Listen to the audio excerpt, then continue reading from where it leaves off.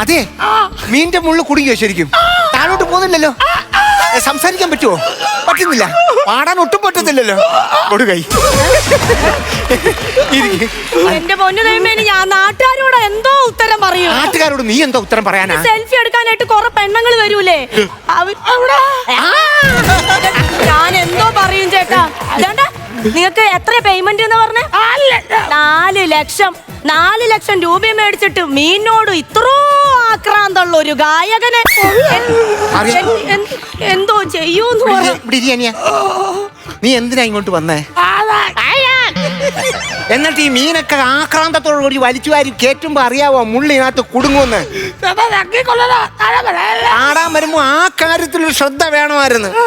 Hello സാറേ, അതെ, പിന്നെ ഇന്ന് ഗാനമേള നടക്കത്തില്ല കേട്ടാ. ഭക്ഷണം കഴിച്ചോണ്ടിരുന്നപ്പോ മീന്റെ മുള്ളു തൊണ്ടേ കുടുങ്ങി. ചെറുതായിട്ടല്ല കുടുങ്ങിയിരിക്കുന്ന, കുത്തി കയറി ഇരിക്കുക, ഇറങ്ങത്തില്ല.